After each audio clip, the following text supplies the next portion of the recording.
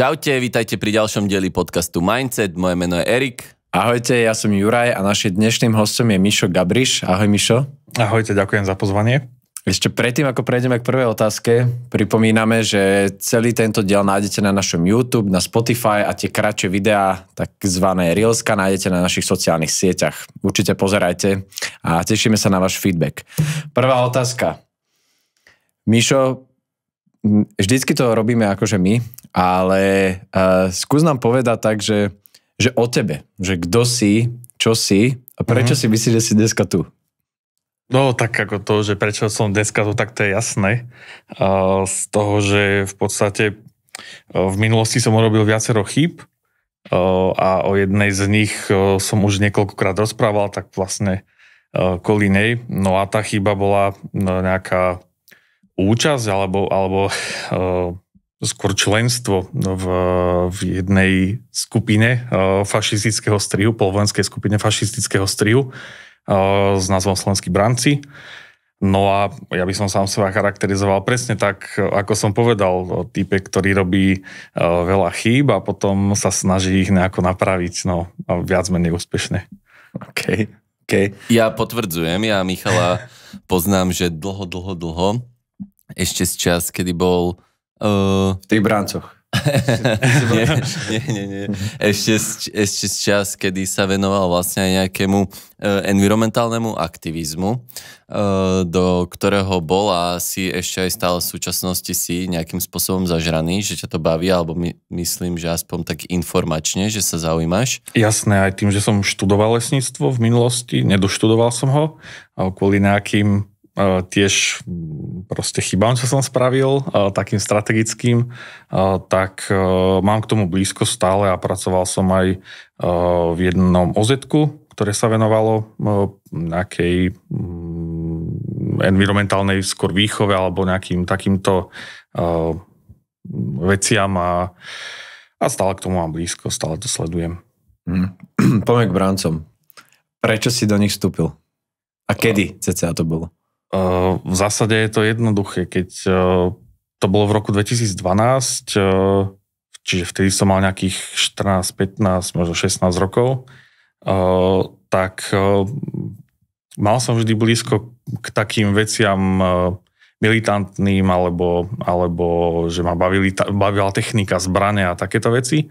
No a tým, že aj tesne predtým my sme v škole rozoberali druhú svetovú vojnu, prvú svetovú vojnu, tak ako nepoznám asi, alebo poznám možno, že málo chlapcov a dievčat, ktorým by táto téma bola veľmi vzdialená. No a mňa to bavilo, takéto témy. A keď prišla možnosť akože sa zapojiť do tohto, keď vznikol oddiel v Košiciach, tak som sa zapojil. Ako bolo to taká prirodzená súčasť toho, že toho vývoja môjho. Lebo slovenskí bránci vznikli len pár mesiacov predtým v Trnave, založil ich Petr Švrček a z nejakého, neviem ako sa to stalo, ale nejaký chalan z Košíc sa k ním dostal, kontaktoval ich a zakladal oddiel v Košiciach. No a ten chalan bol kamarát s mojím kamarátom, no a takto sme proste začali chodiť vonku a najprv sme trénovali nejakú sebaobranu, to ma nebavilo, lebo to proste bolo len tak, ako čo hádžeme sa o zem a nejaké chvaty trénujeme a tak, akože to nebolo úplne po vôli, ale pár mesiacov na to už začali nejaké normálne výcviky s nejakými maketami zbraní alebo s airsoftkami v lese, že sme trénovali nejakú taktiku, nejaké stratégie a podobne, pohyb v lese, zdravú vedu a podobné veci, tak to už ma chytilo viac a to boli vlastne nejaké také prvé tréningy. Potom som si zaobstaral tým, že sme mali k tomu vojenstvu stále blízko, tak sme si zaobstarávali stále lepšie vybavenie a tým nás to aj viac zlákalo, akože ho stále používať pri tých tréningoch. A to je čo? Že to je aké vybavenie? Čo si máme predstaviť? Jednak akože ošatenie, napríklad nejaké uniformy presne vyradené, maskáče, aj topánky, Samozrejme výstroj, čo sa týka nejakých batohov, taktických hviezd, čokoľvek proste, čo človek nájde v batohu nejakého asi bývalého vojaka, alebo teda vojaka, všelijaké takéto veci, topografické a takéto. No a nakoniec to skončilo tým, že v 2013, myslím na jeseň, alebo 14, to už presne neviem, ale umiestnil som sa tretí na literárnej súťaži Ministerstva obrany a s výhrou 400 eur som išiel priamo z Ministerstva obrany na armádny výpredaj do Trnavy, myslím, a tam som si kúpil za 150 eur expanzný samopal. Takže, ale tak aby sme vysvetlili, čo je expanzný samopal, hej? Že... Expanzný samopal je v podstate znefunkčený samopal, z ktorého sa dajú strieľať, v úvodzovkách strieľať, dajú sa do neho dať a dá sa vystreliť expanzný náboj, čiže bez toho projektilu, že v podstate je to len akustická zbraň. No, ako ono dokáže poraniť, aj som videl také poranenie, keď niekto bol veľmi blízko hlavne počas toho výstrelu, tak tie plyny majú niekoľko 100 až 1000 stupňov, no a keď akože tou rýchlosťou vyletia z hlavne, tak akože dokážu spraviť nejakú popáleninu. Ale inak akože je to pomerne, nechcem hovoriť, že bezpečná vec, ale akože v nesprávnych rukách určite je veľmi nebezpečná, ale akože pokiaľ človek s tým vie zaobchádzať, tak nie je tam nejaký problém. Tie akustické zbrane sa používajú na plašenie vtákov napríklad a podobne. Ty si mal vtedy, si hovoril, že okolo 15-16 rokov cca. Hovoril si, že ťa zaujímali teda zbrane a že ste preberali nejakú prvú, druhú svetovú vojnu, tak asi to ťa nejakým spôsobom, že motivovalo, ale že mal si tam ešte možno aj nejakú inú motiváciu, že prečo práve k tejto skupine sa ideš pridať? Oni boli jediní, totižto. Keby vzniklo niečo iné s podobnou tematikou, ale bez takého toho ani nie, že politického pozadia. Ono možno, že je lepšie to začať tak zoširoka, že v slovenských brancoch my sme boli akože super partia ľudí, len najhoršie boli tie názory v pozadí. Že akože jedna vec je nejako trénovať tú zdravovedu, tie taktiky a podobné veci. Ono na tom asi v zásade nie je nič zlé. Horšie je, že keď my sme mali čas, alebo keď sme išli len tak sa prejsť, alebo na kofolu, alebo na pivo, tak my sme prebrali politické témy z toho hľadiska, že my sme podporovali Rusko. A to vtedy ešte nebola ani vojna na Ukrajine, ale my sme podporovali Rusko. A vlastne bola. Vtedy začala, áno, Krím, Donbas a tieto záležitosti. Čiže áno, vtedy to začalo, podporovali sme Rusko, podporovali sme takéto militantné a separatistické nejaké nálady. Vtedy bola aj veľký problém s imigráciou. Vtedy bola tá prvá, a respektíve potom druhá imigračná vlna do Európy. A proste ten strach akože v nás nejako nahlodával všetky tie veci, ktoré sme počúvali v správach, že všetko je v poriadku, že nič sa nedeje, jadro Európskej únie a takéto veci. No a my sme proste boli ako naladení tak, ako sú teraz naladení podporovatelia Putina. Akože stále je to isté, jednak jednej. Akurát, že vtedy sme boli taká menšia skupina ľudí, respektíve akože tým, že ani neboli sociálne siete tak rozšírené, respektíve bol možno Facebook a to bolo všetko, tak my sme o nejakých ďalších ani nevedeli. No a aby som sa vrátil teda k tomu, že najhoršia bola tá politika za tým. Ale na druhej strane tam aj držala. To bolo to, prečo som tam bol rád, prečo sme tam sa cítili akože všetci dobre, lebo sme mali podobné názory. Preto sme tam aj boli. Mňa tam vždycky zaujíma jedna taká vec, že sa to volá, že slovenskí bránci. Tak je to, že to bránci, že musíš niečo brániť. A že čo vám vlastne hovorili nejaké možno vedenie alebo nejakí tí chalani, ktorí boli vyššie v tej hierarchii, že prečo toto všetko robíte v tých lesoch a tak, že na čo sa pripravujete? No, branci asi to je skôr od toho takí odvedenci, že boli zobratí. Okay. Ale akože môžem sa myliť, môže niekto ja si tiež myslím, že je to ústavu to potvrdiť. Laik som. Lebo to bolo tak, že tí branci to boli tí odvedenci na vojnu. To boli tých prvých pár mesiacov, to boli branci. No, tá branná povinnosť. Už viem, to už som z pesniček. Asi z toho to pochádza, že branci. OK, dobre, ale tak v podstate, že tak na čo ste mali robiť všetky tie tréningy vlastne a to všetko v tých lesoch a tak? No to je zase tá druhá časť otázky, že to, áno, mali sme brániť svoju vlast, keby náhodou sa niečo stalo. Mali sme, a to sme aj robili, že sme chodili, keď bolo, myslím, tuto nejaká povodeň v Devínskej, sa mi zdá, tak boli proste chalani pomáhať vojakom a tak. Takže akože na toto sme sa mi pripravovali, že pomáhať armáde, alebo teda ľuďom, tak nielen armáde, ale že ľuďom tuto na Slovensku. Že keby v prípade konfliktu, tak akože vieme pracovať aj so zbraňou, vieme nejak akože robiť takú partizánčinu, proste keby náhodou niekto nás sa chystal obsadiť.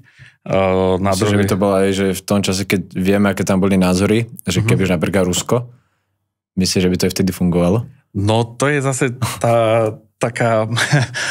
ten zádrhel, že Slovensko tým, že je v NATO a ozbrojené síly sú my sme všetci súčasťou NATO, ale ozbrojené síly tým, že sme krajina NATO, tak by museli bojovať vlastne proti Rusku, alebo teda s krajinami NATO, tak my sme boli v zásade takí, že my by sme boli proti tomu. No, ale ako tým... Čo bojovali by ste vlastne s Rusmi proti NATO? No jasné. Denacifikáciu Slovenskej republiky. Áno, zvnútra. Ďalšia vec je ale taká, ono to ani nechcem, že veľmi rozpitvávať, ale ako mnoho tých brancov sú, alebo boli vtedy, že bývali vojaci, alebo aj súčasne boli aj v brancoch a boli aj vojaci. Tak názor už si potom môžete spraviť vy. Že ako to je. Dobre, a tam ešte vlastne tie názory, to sme už akože začali, ale napríklad ma tam zaujíma, že napríklad tvoje názory, že aké si vtedy mal, že či si tam už prišiel s nejakými, alebo tam ťa to sformovalo. A potom ma ešte tam špeciálne zaujíma, keď sme spomínali aj tú druhú svetovú vojnu, že aký bol ten postoj napríklad k Tisovi a k tomu nášmu slovenskom fašistickému štátu tam. Moje názory vtedy by som nechcel už nikdy mať. To bolo naozaj také, ako teraz si človek predstaví proste priemerný rusofil, veriaci konšpiráciám, veriaci všetkým tým receptom starej matere a takýmto, že na popáleninu si daj horčicu alebo smotanu, no tak ako nezafunguje to, ešte naopak to môže poškodiť, ale veľa ľudí tomu verí. Pričom je to už že miliónkrát vyvrátené, ale stále to akože mnohí ľudia ako nechápu, alebo sa k tomu nedostali. No a také názory som mal proste, že ani neviem, že čo k tomu ďalej povedať, lebo naozaj tie názory a tie moje myšlienky smerovali k tomu, že Slovensko proste, že nás tu utláčajú v Európskej únii, že nás tu vykoristujú, že Slovania by mali držať spolu a takéto proste tie ako bežné dristy. No. Tak ja akože z vlastnej skúsenosti, ja sa to pýtam kvôli tomu, lebo ja presne v tie roky, ja som mal vtedy tiež 14-15, akože keď bola, že Krím a tá migračná vlna, ja si to pamätám, ja som bol tiež, ešte som chodil na futbal, tam tiež chalani, akože tam bol, akože my sme to povedali, že neriešime, akože politiku na štadióne neriešime, no len potom tiež, že išli sme na pivo, na kofolu a tam už vieme a tam tiež časť ľudí akože bola taká, že tak extrémnejšia, dneska už nie sú inak napríklad, ale vtedy to tak bolo a tiež ja som bol taký, že wow, že plus tie internety akože vtedy a keď si zoberieme aj politickú scénu, tak myslím, že tam jedine, že prezident Kiska niečo hovoril, že ktorý sa snažil dávať tú druhú stranu tej migračnej, že vlastne tu nikto nepríde, ale tam myslím, že celá politická scéna bola, že buď sa k tomu nechcela akože nejako, že ich obhajiť, alebo bola, že radikálne proti. Do toho tie sociálne siete, čo sa tam šírilo, plus tie drahé články vtedy pre nás, akože ako tínedžerov si nemohol zaplatiť, aj tak si to nechcel čítať.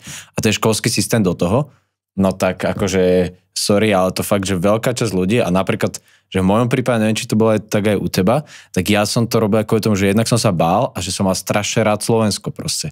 No jasné, ako ten pocit toho vlastnenectva, ako to je to primárne, že prečo sme to robili, hej, lebo proste máme radi Slovensko, máme tu, každý sme mali rodiny, aj máme, a proste akože ideme ich brániť za každú cenu a proste ideme za Slovensko a za vlastnú rodinu podať aj, alebo teda dať aj životy. Mm-hmm.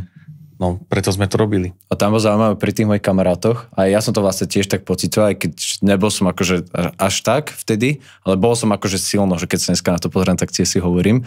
Ale my sme napríklad tam možno to Rusko, zoberme z 20 chalanov, možno traja. Akože ostatní tam boli viac takí proukrajinskí a tam naozaj akože, no ale akože fakt proukrajinskí, akože, že fakt tie extrémistické ich oddiely naozaj, že to už bolo akože, že moc, že im to dáva väčšiu logiku a ten zvyšok povedal, že proste my nechceme žiť ako v Rusku. Že proste Rusi fakt, že vraždia, my to nechceme, že tak my by sme ešte brániť proti tomu, že sorry, ale Ukrajinci akože nerobili akože nič také, že tiež akože keď tak, že nepodporujeme Ukrajinu, hej, oni vtedy hovorili, ale v žiadnom prípade Rusko, lebo oni nám robia úplne zle a proste my vieme, ako to v Rusku vyzerá z tých normálnych akože dokumentov, že proste taký život nechceme.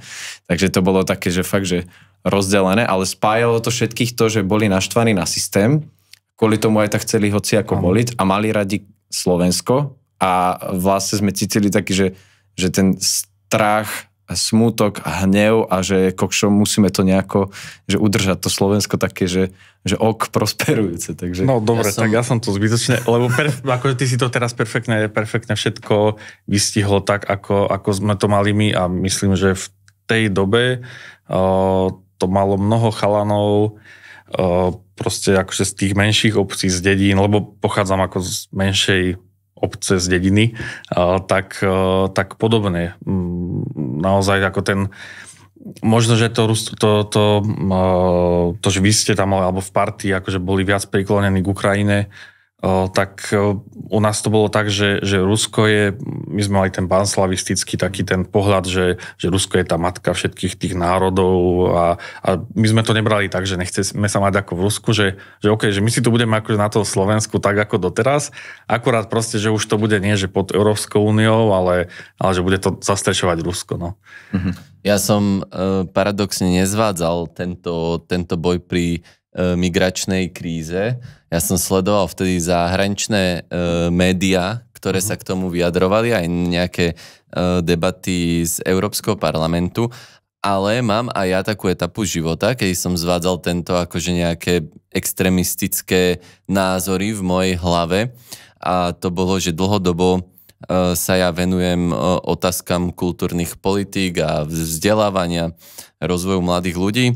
A stala sa vlastne pred x rokmi taká vec, že vyhorela Krásna hôrka, čo je vlastne jeden naozaj že z našich najkrajších pamiatok, aké na Slovensku vlastne máme. Prepáč, že ťa preruším. Vieš, čo sa stalo aj v ten deň? No, neviem, na čo narážaš, ale... To bol, myslím, rok 2012. No, cca. 5. marec. Môže byť. Boli voľby vtedy. A Fico potom po nich zostavil jednofarebnú vládu. Môže byť. Mne vlastne akože, že vtedy, keď sa toto celé ako kebyže udialo a ja som sám mal v hlave už vtedy taký veľký projekt, že obnovím jednu národnú kultúrnu pamiatku, pri ktorej som sa nachádzal, čo sa mi vlastne potom v roku 2014 aj podarilo, že zrealizovať, ale mal som to dlho v hlave ako cieľ. Som mal 17 rokov, keď sa mi to vlastne podarilo, ale ešte predtým s tou Krásnou hôrkou, tak vlastne prišiel pod tú Krásnu hôrku jeden slovenský klerofašista, fejkový klerofašista, alebo teda fejkový kresťan, fejkový kresťan a fašista. Tak to nazvem. Ako fejkový klerofašista, ty vole, to je urážka celkom, ale... Nie, fejkový kresťan a fašista, opravil som sa. Prišiel vlastne tam a pre mňa, ako pre mladého chalana, ktorý si ešte len tvorí nejaké názory a záleží mi na tých pamiatkách, na tej kultúre a podobne, tak som sa vlastne pozeral, že ako jeden jediný politik tam vystúpil a snažil sa formulovať tie slova tak, že ma vlastne oslovovali, že ani to, čo som si ja z toho zobral, nebola tá xenofóbia, ktorú tam on na nejaké marginalizované skupiny vlastne rozsieval, ale vlastne to, že hovoril o tých pamiatkách a tak. A to ma ako keby, že v tej som v hlave tak začal akože bojovať s tým, že ty kokos, že čo sa to vlastne akože že so mnou deje, že či mu fandím, či mu nefandím, alebo že ako sa vôbec ako keby k tomu mám postaviť. Potom som sa vlastne porozprával s nejakými ľuďmi, potom som vlastne videl niekoľko XY filmov. Moji rodičia ma vždycky viedli k nejakému zdravému aktivizmu a podobne a keď som sa akože tak s nimi začal akože o tom rozprávať, oni mi vždycky chceli, aby som si názor utvoril sám, že nikdy mi oni nepretlačali názor, ale proste posadili ma akože že k telke, ukázali mi proste pár filmov o holokauste a chápal som, ktorá bije, hej. A ja úplne, že chápem stratených mladých ľudí, ktorých oslovujú nejaké extrémistické skupiny, že v tom mladom veku veľmi ľahko do toho môžu spadnúť. Čo je ale super, že aj si tu a že každý z nás má ako nejakú skúsenosť, že kedy minimálne v hlave ti preblikli proste nejaké veci a že je podľa mňa úplne super, keď ten mladý človek si to kľudne prizná, tak ako to vlastne robíš ty a o tom rozprávaš, že urobil som chybu, ale teraz už proste viem, že som tú chybu proste spravil a že my nie sme takí, že by sme niekoho kvôli chybe odsúdili, alebo tak. Je to proste, že človek sa spamätá, že pomerne skoro a že to je aj možno taká tá výzva pre tých ľudí, že aby sa vlastne nebáli si tú chybu priznať, aby sa nebáli, že ich tá spoločnosť odsúdi nejakým spôsobom, lebo to je naozaj je dôležité, že čím skôr si tú chybu priznať, tak tým lepšie. Áno, ale aj od toho sme mladí, alebo boli sme mladí, proste človek sa učí a robí chyby. Hej. Ako ja robím chyby neustále, nie snažím sa neopakovať ich, ale proste ako na tom sa učím. Hej. Akože, že raz spravím tak, ale potom druhý raz vidím, že to nefunguje, tak to spravím inak. A to isté aj s tými názormi. Akože keď niektorý názor nie je správny, akože sú medzi nami áno zadúbení ľudia, proste, ktorí ten názor nezmenia za žiadnu cenu, lebo sa boja toho, že čo povedia iní, že keď zmením názor, alebo nie sú možno akože tak stotožnení s tým, že by mohli zmeniť názor, že budú označení za nejakých prezlíkačov kabátov, ale ono ako je to prirodzené proste, že tie názory sa menia. Ako ja keď si pozriem teraz, že aké názory som mal len pre 4 rokmi, hej, alebo počas pandémie, tak akože to je nie, že úplne tak diametrálne odlišné, ale akože stále sa to vyvíja. A podľa mňa mať názor a meniť ho je úplne že základ toho. A napríklad aj nemať názor. To je tiež niečo, také vzácne, by som povedal. To je niečo, čo proste, ako mnoho ľudí tomu nerozumie, ale... Nie je to normálne, akože. Povedal, že neviem.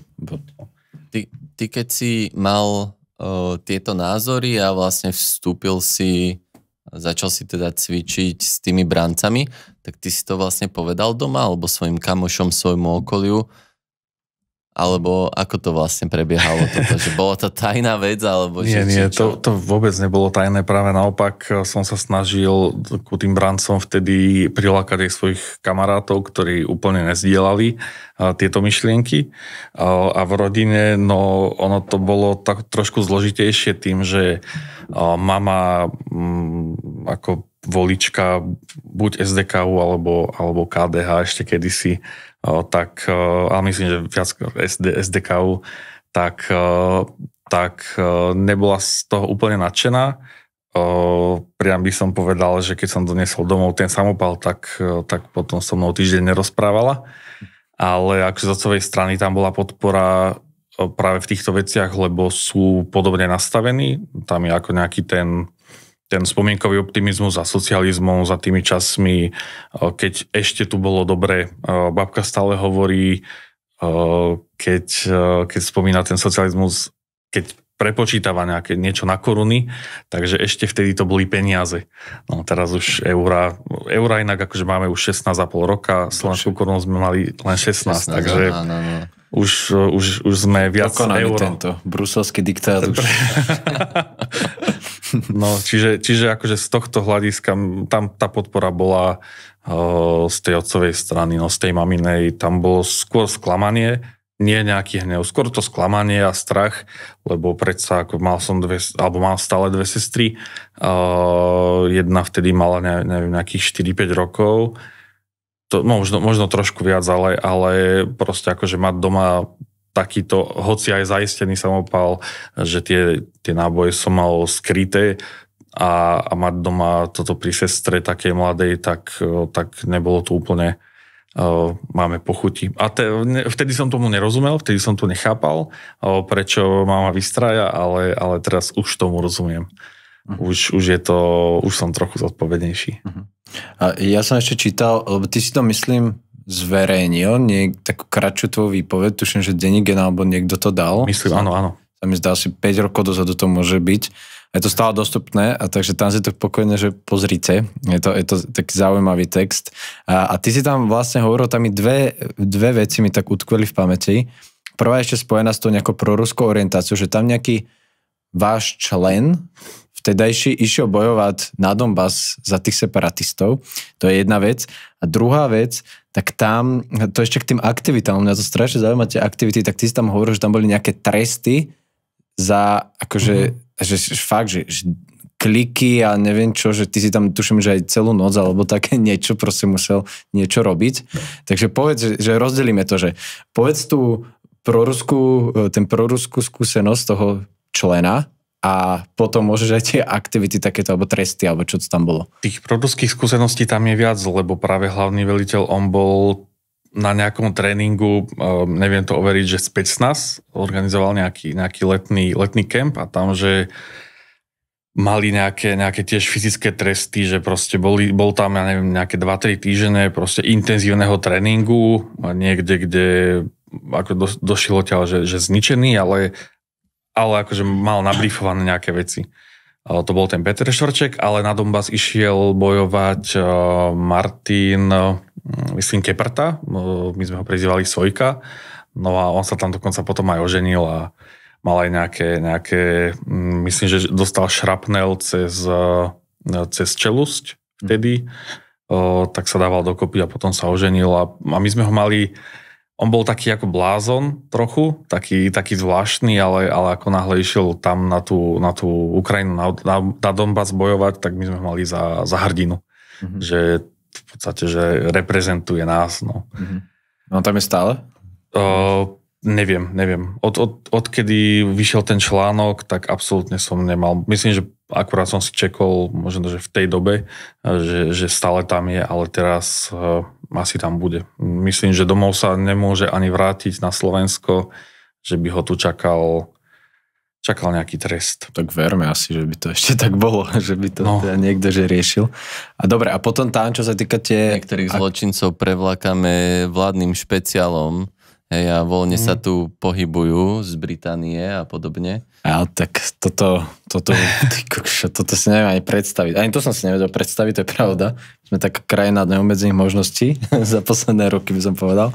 No a potom ešte tie aktivity tresty, a tie tresty, že to bolo, ja som pozeral, keď to tam bolo napísané, že OK.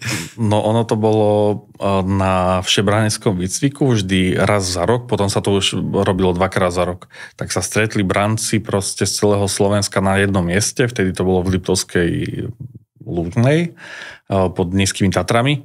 No a na nejakej veľkej chate. No a tam proste sme všetci ako trénovali, mali sme tam nejaký spoločný veľký výcvik, tam vtedy bolo niekoľko desiatok ľudí, možno, že akože odhadom, možno čo si tak pamätám, tak medzi 30-40 ľudí tam bolo.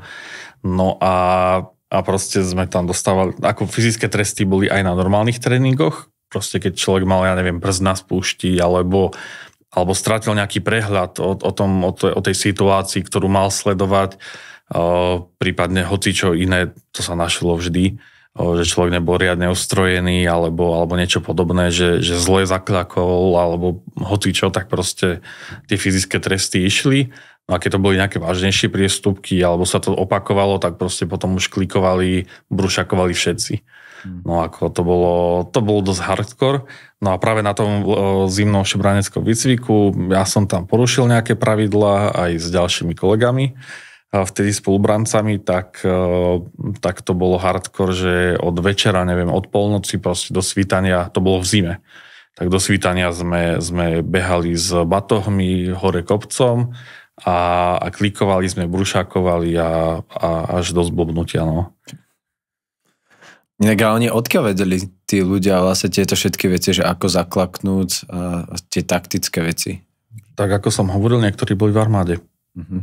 Teda v ozbrojených silách, tak ponovom. Ale niektorí, meno nespomeniem, ale niektorí tam boli dokonca z toho 5. oddiel špeciálneho... 5. pluk špeciálneho. 5. pluk, tak áno. V Žiline, čo? Áno. Tak boli tam ľudia odtiaľ. Vole. Ktorí, alebo bývalí členovia, ktorí boli aj na cvičení Rangers v USA, takže...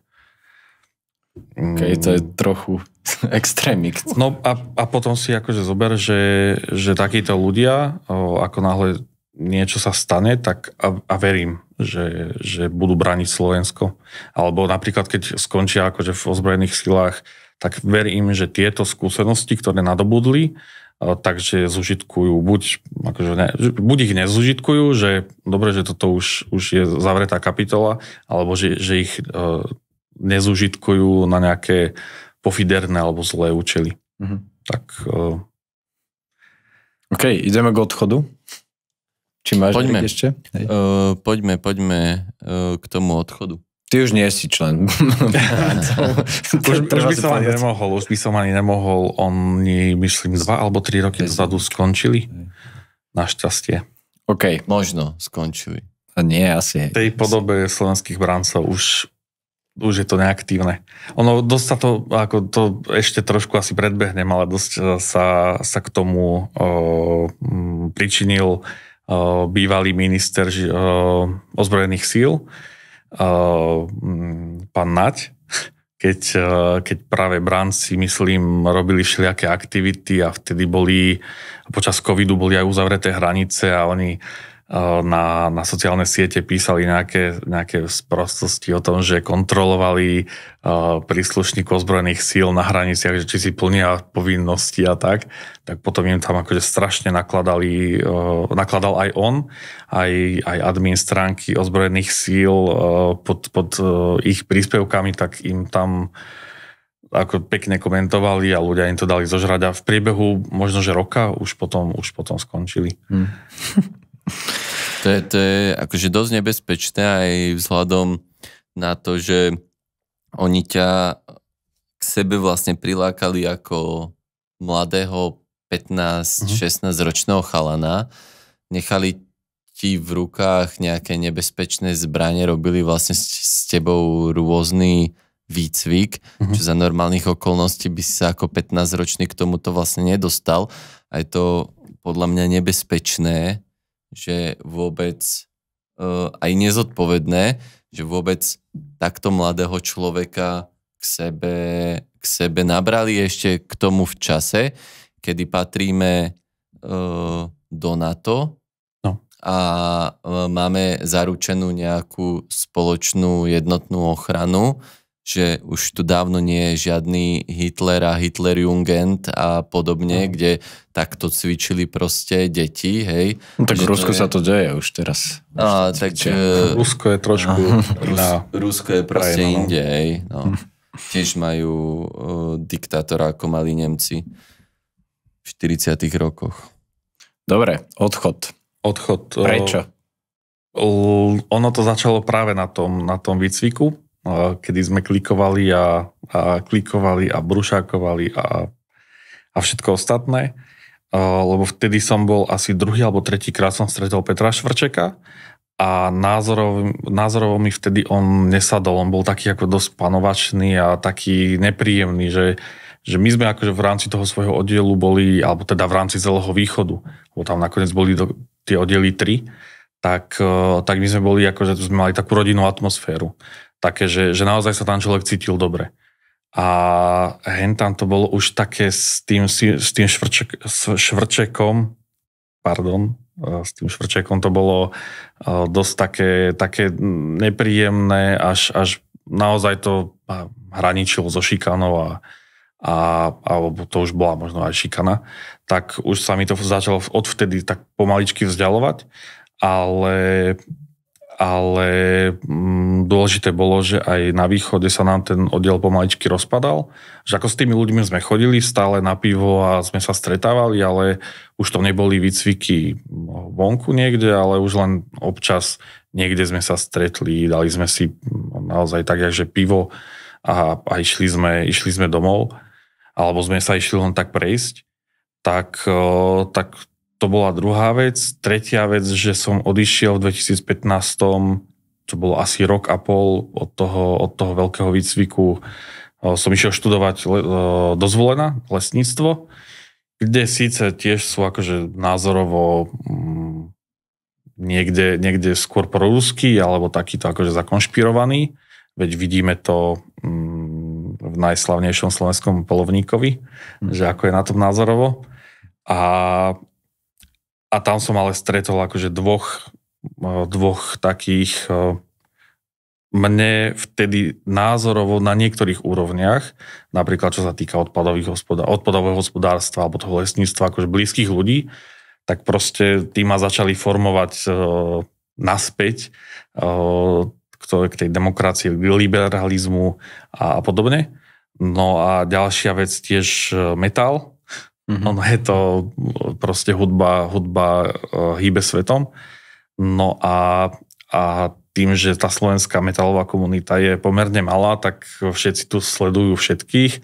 No a na Facebooku som sledoval reláciu Headbanger FM, ktorú vedie Rudirus. No a proste on sa s tým nemaznal, ani vtedy, ani teraz. No a všetky také tie antidemokratické alebo fašistické názory proste on tam odmietal a stále tam tlačil tie svoje, tie dobré, tie demokratické, liberálne v podstate názory a mne to akože dlho tak nejak pililo uši v rádiu alebo mi to tak neliezlo do hlavy. No ale už ako som bol nalomený, už ako som sa aj rozprával s tými kamarátmi, tak zrazu, že OK, že už to nie je len o tej muzike, ktorú tam počúvam, alebo ktorú mi tam zdieľa, ale už je to, že OK, tak možno, že asi v tomto má pravdu, že ten metal je taká... metal je pestrá paleta, ako to proste tak je a tiež keď si pozriem teraz, že najväčší metalista... ten, ktorý priviedol do metalu všetky tie cvočky a kožu a takéto veci, kožené prvky, tak proste je holohlavý gej. Teraz už starý, ale kedysi nebol starý, ale že proste to je ako, tam človek ako náhle je metalista, tak nemôže byť už len z tohto hľadiska akože nejaký nácek, lebo proste ide sám proti sebe. Lebo ten metal je o tej rôznorodosti. No a tiež ako ten odchod nebol úplne jednoduchý, lebo veľa tých členov odišlo tak, že tam bola veľká fluktuácia. Tam prišli ľudia na 2-3 tréningy, nepáčilo sa im to, išli preč. My, čo sme tam boli trošku dlhšie, tak už potom sme mali tie väzby také, že už tých kamarátov mimo sme mali tak pomenej, alebo teda ja som mal tých kamarátov mimo tak pomenej, čiže aj ten odchod bol trošku zložitejší v tom, že tak keď som chcel niekde patriť, akože mať nejaký kontakt, sociálne väzby, tak som akože z nejakého dôvodu musel aspoň v nejakom minimálnom kontakte s nimi dostávať. Čiže ten odchod bol taký dlhší, možno nie tak bolestivý, lebo postupom času z tých tréningov som sa presunul skôr do toho online priestoru, kde som dával zase rady a tým mladým v odzokách brancom, tým nováčikom, že ako sa správať, na čo si dávať pozor a takéto veci a a postupne som odišiel tak nejak úplne. To mohlo byť tak rok 2015, 16, no. A ako to oni vnímali, tí branci, ostatní? Tí z nášho oddielu, tým to bolo aj ľúto, ale tým, že už sme nemali plnohodnotné tréningy, tak v podstate sa ani nič také nedialo. No a na vedení tam si to ani nejako veľmi nevšimli. Tam si to všimli až potom, keď som o tom prvýkrát v 2019 ešte a potom v 2020 začal rozprávať, že ako mám takúto skúsenosť. Ako sa spätne na túto časť života pozeráš? Že ako by si to vyhodnotil, že je to niečo, že síce negatívne, ktoré ťa posunulo potom vpred nejakým spôsobom? Bo ako to hodnotíš? Je to moja súčasť.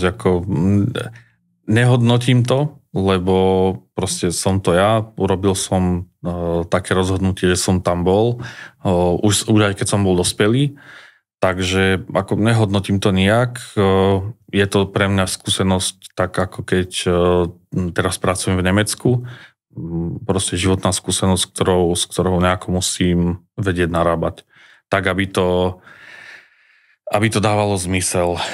Lebo tiež ako tým, že to bola chyba, ako musím sa z nej len poučiť a pokiaľ môžem to poučenie zdieľať ďalej, tak je to len dobre pre mňa.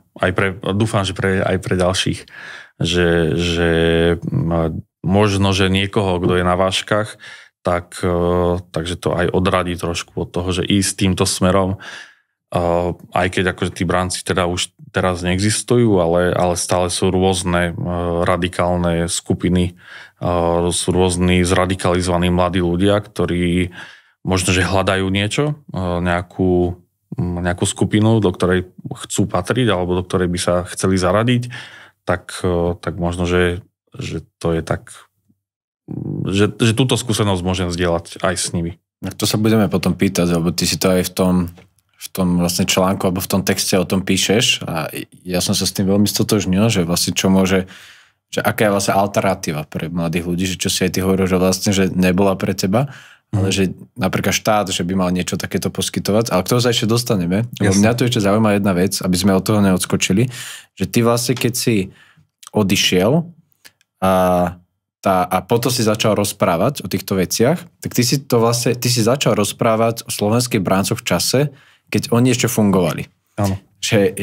Takže tá otázka je taká, že logická, keď vieme v podstate, že fakt, že teda sú to ľudia, ktorí akože majú blízko aj k nejakým fyzickým aktivitám, k tomuto všetkému, plus to, že tam, ako si aj povedal, že dobre, keď to je väčšia skupina, vždycky sú tam jedni aj druhý, akože nejaký druh človeka, tak určite tam bol aj nejaký taký agresívnejší alebo taký, že prchkejší, tak nebal si sa potom, ako si verejne začal o tom hovoriť nejaké pomsty alebo niečoho, že by bál a veľmi som sa bál a bál som sa aj toho, že nie, že by ma prišli zbiť, akože to fyzická bolesť je to jedna vec, ale že by mohli ublížiť niekomu z mojich blízkych, alebo že by na mňa mohli vytiahnuť niečo iné, lebo ako tak nikdy som nebol nejaký anielík a proste existujú všelijaké fotografie z minulosti, na ktoré tiež nie som hrdý, akože nič také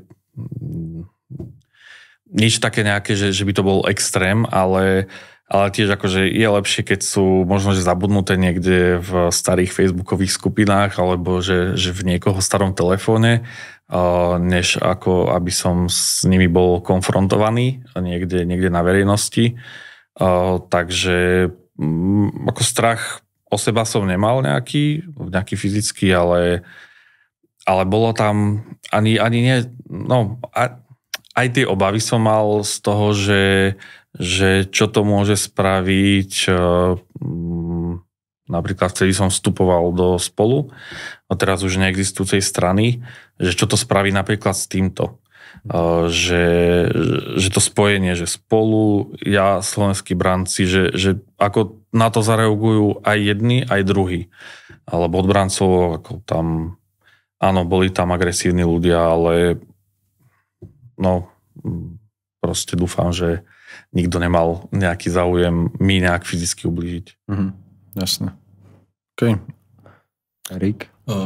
Ako hodnotíš súčasnosť a to, že znovu tu narastá nejaký v spoločnosti, nejaký extrémizmus a možno aj, že nemusíme menovať ako keby, že konkrétnych politikov, ale niektorí politici tu napríklad ich právne firmy obhajujú extrémistov, prevážajú ich vládnym špeciálom a podobne. Že ako to ty, ako bývalý extrémista vlastne hodnotíš, keď sa na to pozeráš? No mne je z toho strašne zle. Niekedy, keď si pozriem, tým, že pracujem na stavbe, tak nemám veľa času. Ako naozaj to je, že medzi tým, že spím a som v práci, tak možno, že mám 4-5 hodín na to, aby som sa venoval svojim aktivitám, takže nesledujem to až tak. Ale keď to sledujem, tak mne je normálne, že fyzicky zle.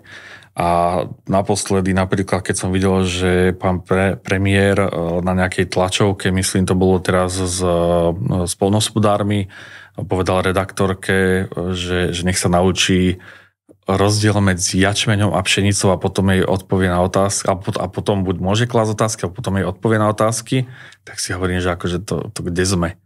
Že toto je už nejaký alternatívny vesmír, alebo že mne sa sníva, alebo že nejaká simulácia, že toto je niečo proste, čo už nepochopím. A tým, že sa tu v podstate, keď sa pozrieme na 2 ministrov, myslím, kandidovali v minulosti na kandidátke LSNS. To je strašné, akože tu sa legitimizuje proste normálne, že fašizmus alebo nacizmus, neonacizmus, akokoľvek to nazveme, proste akože zvrátené myšlienky sa tu legitimizujú tak, že to je normálne už teraz štátny akože názor štátu, hej, akože štátna nejaká, no nechcem nazvať doktrína, ale proste akože takíto ľudia by nemali ani len pričuchnúť si k tomu, že by sa stali buď ministri, štátni tajomníci, alebo niečo takéto. A tým, že sa tu vozia rôzni extrémisti lietadlami z Británie, tak naši vládni predstavitelia majú rôzne skúsenosti už s takýmito letmi. Napríklad jeden do Vietnamu. takže asi sú v tom skúsení a potrebovali, neviem, sa precvičiť. Je to strašné, ja neviem ani, že čo k tomu mám dodať. Keď vidím napríklad aj ministerku kultúry, ako nekultúrne proste reaguje na normálne otázky. To je minister životného prostredia robí proti životnému prostrediu. Ja neviem, to je simulácia, alebo akože to je žart teraz 1. apríla 2026, akože všetci teraz, že dobre, robili sme si srandu a je to katastrofa. A hlavne, keď vidím, že mnohí ľudia, že dobre, my traja, čo sme tu, tak asi vieme, že kde je tá pravda, hej, akože konšpirujeme, alebo teda tak, jak si hovoria tí konšpirátori, že my vieme, kde je pravda, no ale keď vidím, že toľko ľudí verí tomu Tarabovi, Šimkovičovi, Ficovi. Ale akože to môže menovať asi celý vládny kabinet. Tak normálne si hovorím, že a vy nepočúvate? Alebo počujete niečo iné? Alebo... Vieš, a že čo keď oni majú vlastne to, čo sme mali napríklad aj že my mladí chalani v tom 2015, že ten strach, hnev, frustráciu a proste... No ale áno, lenže je rozdiel, keď má ten strach, má ten hnev, tú frustráciu, niekto, kto má 15-16 rokov, je mladý a ešte sa tak akože zžíva s celým tým životom, ako keď ten hnev, frustráciu má proste dôchodca, alebo akože že človek pracujúci, normálne pracujúci, že bez dlhov, bez nejakých veľkých záväzkov, že normálne proste si plynie životom, bez toho, aby mal nejaký problém veľký, a proste aj tak je agresívny, je nenávistný a netolerantný. Tomuto ja nerozumiem. Mali by sme to ukončiť pozitívne. To je že vždycky niečo, že pozitívne ukončenie. Jedno je také, že možno, že dať nejakú víziu a potom, Erik, ty by si mohol dať našu poslednú tradičnú otázku. Už sme tu celý čas okolo toho chodili, aj sme vlastne o tom, alebo už som to spomínal, že sa to chcem opýtať. A čo môžeme ako spoločnosť a štát robiť, aby sa mladí ľudia s pozitívnym vzťahom k Slovensku, prírode, vojenstvu či tradíciám nepridávali k extrémistom? Tak ako sme sa bavili aj predtým, ako sme si tu sadli, tak že veľa ľudí akože nejako chce to školstvo, tak jedna vec je, že čítať s porozumením je jedna vec, ale porozumieť tým problémom. Lebo ja vidím napríklad, že mnoho ľudí nerozumie základným problémom, základným otázkam, že čo sa rieši, čo sa deje. A potom akože samozrejme, že veria všelijakým blúdom. Čiže dôležité je nastaviť systém tak, aby ľudia porozumeli tomuto svetu. Lebo ako my si ešte asi všetci pamätáme analogový svet. Ešte prednedávnom som sa bavil s mamou, že si pamätám, keď sme chodili si požičiavať VHS-ky. Teraz proste si zapnem nejakú streamovaciu službu, pustím si hociaký proste seriál alebo film, ale vtedy to bola proste logistická operácia na niekoľko dní, len pustiť si jeden film a ísť do tej videopožičovne. Ak tam ten film bol, tak si ho požičať, ak nie, tak si ho zarezervovať a proste teraz je to akože oveľa jednoduchšie a mnoho ľudí nevie s takýmto svetom žiť. Akože ten objem dát alebo tých informácií, ktoré máme, tak vidím, že proste kedysi to bolo tak myslené, že čím viac informácií ľudia budú mať, tak tým budú akože takí múdrejší a budú vzdelanejší. No ale stal sa pravý opak. Tým, že je teraz pretlak tých informácií, tak tí ľudia si vyberajú tie najjednoduchšie a proste ako podľa toho fungujú. Čiže znova len sa opakujem, porozumieť tomuto svetu, tomu, čo sa deje, tým otázkam, ktoré tento svet prináša, to je alfa a omega. Pokiaľ toto zvládneme, či už na úrovni školstva, štátu, alebo na úrovni rodiny, kamarátov, že ako náhle niekto má nejakú otázku, tak nech sa ju opýta, nebude zabudca bude potom, keď nebude vedieť, čo sa deje, tak to je proste ten základ, porozumenie. Ty si v tom texte ešte niečo hovoril o tom, že štát by možno mal robiť nejaké také, že tréningy alebo niečo také, že napríklad pre mladých, ktorí chcú napríklad aj s nejakými možno maketami zbraní alebo niečo, že sa naučiť nejakú sebeobranu alebo presne to si tam myslím, že aj chválil, že tá zdravoveda alebo že to poskytovanie prvej pomoci, nejaké základné veci, že ste na turistike a teraz začne náhle v auguste proste pršať, tak niečo nech vieš robiť. A ty si vlastne hovoril, že to by napríklad štát mohol poskytovať, že mladým ľuďom a že možno vytvoriť takú alternatívu tomuto. Mohol by, ale neviem si predstaviť, ako by to vyzeralo teraz v tejto situácii. Ok, ale akože dlhodobejšie. Ale dlhodobo áno, pokiaľ by to bolo, že len financované štátom a boli by do toho zapojené napríklad ozbrojené síly, nejaká ministerstvo zdravotníctva, akože to je v podstate také, že tam tá ideológia nejaká krátkodobá nie je, tam by mali byť skôr dlhodobé ciele, prípadne ako, že ministerstvo vnútra, nejaký hasičský zbor a tak. Áno, pokiaľ by bola taká platforma, kde by mladých ľudí vedeli vzdelať, to by bola úplná paráda, len zase stálo by to peniaze, v čase konsolidácie teraz neviem, či by sa na to naškrapkalo a áno, dôležité pre mňa je v mnohom už teraz ľudia a všelijaké organizácie suplujú štát. Pokiaľ by bol niekto, povedzme, že z tej liberálnej alebo áno, z liberálnej strany, akože toho spektra, kto by vedel akože v tomto chodiť a toto spraviť, akože to by bola úplne super vec. Len ja tu nikoho nevidím. Ešte stále to vlastenectvo a áno, to také národovectvo je stále také trošku unesené tými pochybnými extrémistami. Takže musíme to prinavrátiť späť a potom sa môžeme asi baviť ďalej o tom, že čo by bolo treba robiť s týmito mladými ľuďmi, lebo nemyslím si, že teraz všetci akože chcú tú zbraň alebo chcú vedieť tú zdravovedu, veď existujú rôzne školenia, rôzne kurzy prvej pomoci aj pre takých, lebo ja som to mal ako vodič, mali sme to aj v rámci nejakej školy, ale napríklad si viem predstaviť, že toto je taká vec, čo normálne mladí ľudia by mohli mať v rámci osnov. Takže... Podľa mňa veľmi dobrá alternatíva je dobrovoľnícky hasičský zbor. Určite. Alebo skauti mi ešte Alebo napadlo. skauti, hej, no. Skauti, no aj tým teraz, čo si myslím stopli, ale to už je iná V téma. Česku majú tiež že skautov do silných a myslím, že aj Sokol. Sokol, no.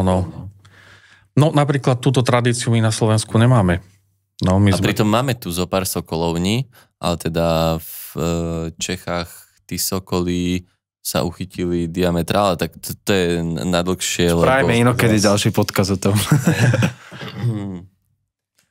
Michal, posledná otázka. Tradičná. Tak to sa voláme. Slovenská žiadna iná. A je veľmi vzácna táto otázka. Aký je tvoj mindset? Žiť život bez nenávisti. Krásna veta. Krátka s hlbokým. Juro už v hlave striha na Už strihám Rielska, výborne. Dobre, Michal, posledná otázka naša. Ďakujeme ti veľmi pekne, bolo to, že veľmi... Otázka? Hej, naša akože. Naša posledná otázka. Ako bola? To bola naša posledná otázka. Áno. Ja už, že máš ty ďalšiu. Nie. Už je, mohli by sme sa celý deň rozprávať, ale fakt to už musíme... Vždycky povie, že ja idem poslednú otázku, ale on predo mnou dá ešte 3 ďalšie. Vieš. Čak, aby si sa vedel pripraviť. Dobre, tak toto bolo všetko skoro, už sa iba rozlúčime, aby som to takto povedal. Michal, ďakujeme ti veľmi pekne za inšpiratívny rozhovor, veľmi náučný a radi ťa privítame znova, keď sa niečo možno že zmení, že to bude úplne super, takže díky moc. Veľká vďaka za pozvanie ešte raz. Moje meno je Juraj. Moje meno je Erik a dnes tu bol s nami bývalý extrémista, súčasný liberál a môj kamarát Michal Gábriš. Čaute. Ahojte.